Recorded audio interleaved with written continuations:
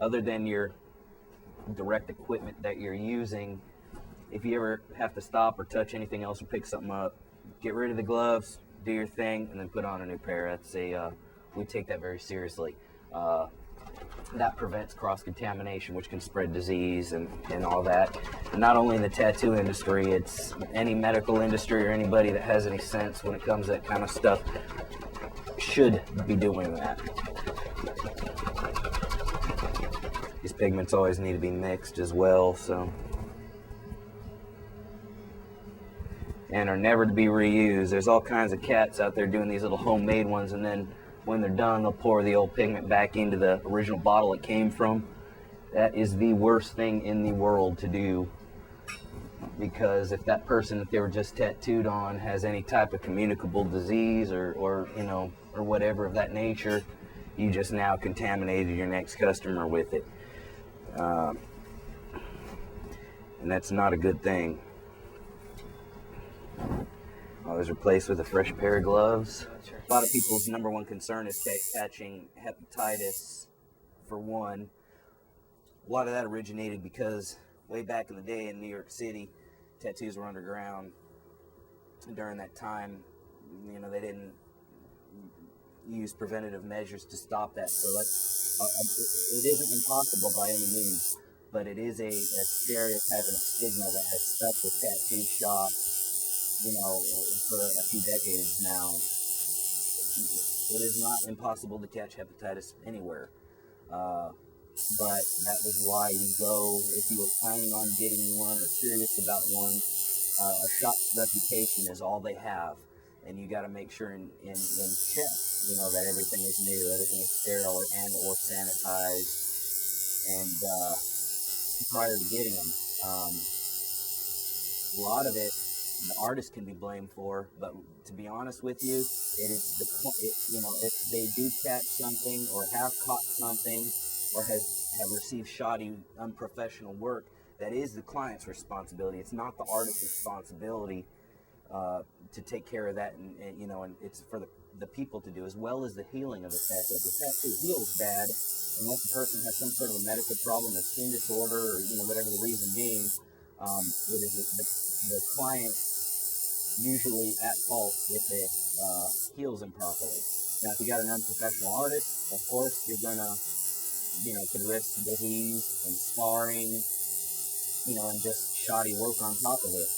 So I really, really stress the customer to do their research prior to letting anybody stick any needles in. Diseases nowadays are out there. They're not only out there, they always come back new and improved, super strength. So all these people doing these homemade ones, or they're throwing down in the basement or wherever they're doing them, that's just asinine. That's just ridiculous.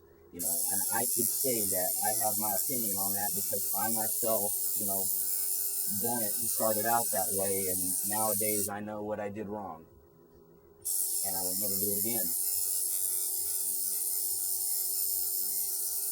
A lot of people watch these reality shows involving tattoo shops and tattooing and think, hey, I'm going to go out and buy me a little tattoo kit and tattoo my buddies, become popular, make a whole bunch of money, which is asinine. It's ridiculous. You need to go under a proper apprenticeship and listen, to what the master tattooer has to say, provided he's experienced as well. In some cases, you might not have the exact, exact color that the client's, looking for. So, like in this case, we have to do the wings a lighter brown or a bit more of the beige side. So what you do in those cases is you can always take the brown you're working with and add white to it and lighten it up if need be. So I'm just going to kind of take this paper towel and remove some of the brown from it. Get some white.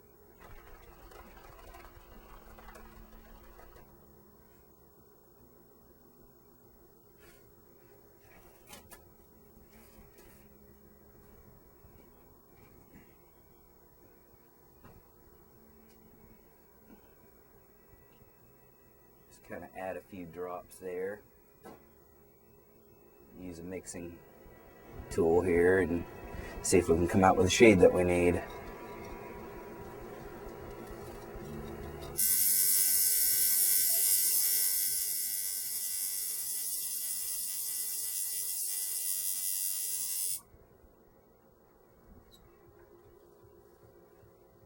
Now we're going with a more of a beigey color.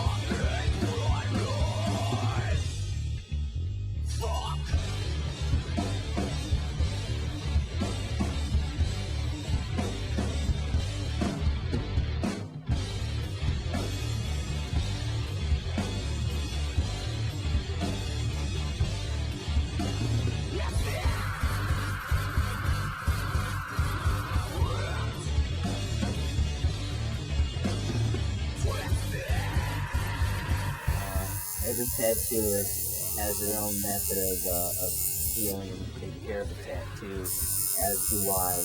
So I would kind of usually just urge, follow your tattooist's instructions on how he wants you to take care of the tattoo. And that again is a responsibility, a sole responsibility of the client.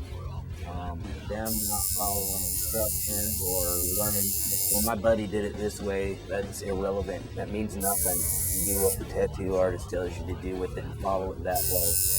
And if there's any complications with it, usually you contact the tattooist rather than contact your buddy and find out how to rectify any problems, because they usually have a rebuttal on what to do next or just in case and all that. I know I do.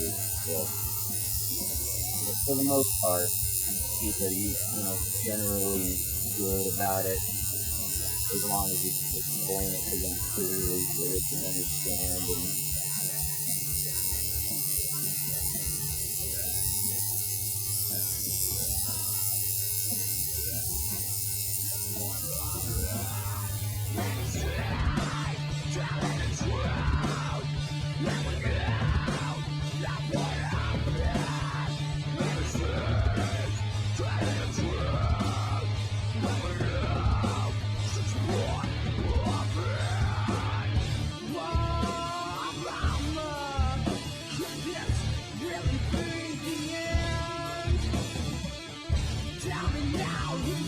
Yes, with mine, it's 7 days, I kill this again.